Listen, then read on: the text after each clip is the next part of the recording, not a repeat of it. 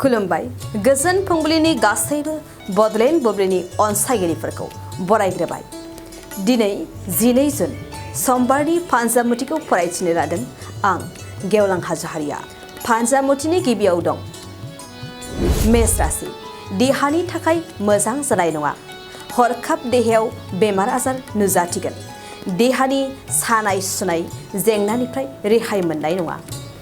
वृष राशि। फालांगियाव आय जागोन। नखरनि आंखालखौ सुफुंनो थांनायाव फालांगिनि फारसे गोसो होगोन। गोबां रां बुथुमनो सानगोन। मिथुन राशि। मोजां सान। लोगोनिफ्राय बायदि खाबुफोर मोनगोन। जिउ दैदेननायनि थाखाय मोजां राहा लामाखौ सायख'नानै लागोन। कर्कट राशि। समाजनि गाज्रि आखल आखुफोरखौ निन्दा होगोन। गोग्गो समाज दानायाव गुबुनखौ सुबुरुन होगोन। गोसोनि साननायफ्रा सांग्रां जागोन। सिंह राशि। बिमा बिफानि फारसे बांसिन अननाय फैगोन। बिमानि सुखुआव रंजाफागोन। बिमा बिफानि थाखाय जर'खा खामानि मावनानै दिन्थिगोन। कन्या राशि। बिसि फिसायनि गेजेराव मोजांसिन सम। गोसोआव बांसिन अनलायनाय सोमजिगोन। गोसोनि खोथाफोरखौ सानैनि गेजेराव फोरमायलायगोन। तुला राशि। सुथुरनिफ्राय रेहाय मोनगोन। सुथुराबो नोंखौ अनफिनगोन। दिनै नोंथाङा उदां गोसोजों खामानिफोरखौ मावफुंनो हागोन। वृश्चिक राशि। गोसोआव गोहो बोलो गैयि जागोन। गुबुनजों जुजिनायाव जेननाय लागोन।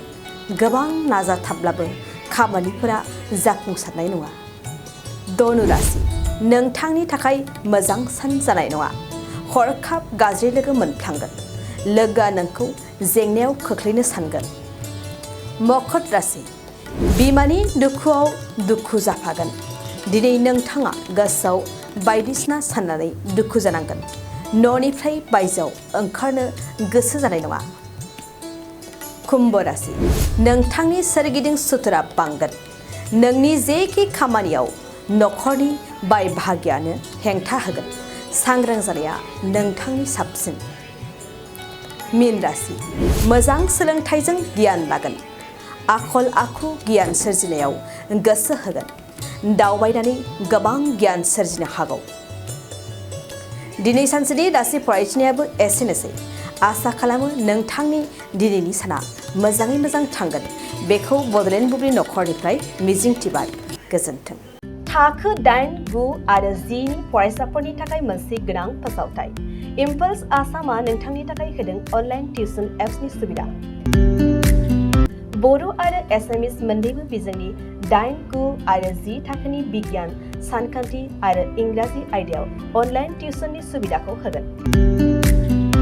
मोनफ्रोमबो आयदायाव दान मोनसेनि फिसआ 250 रांल' जागोन। 12 दाननि थाखाय फरायसानि अनलाइन टिउसनआ सोलिगोन।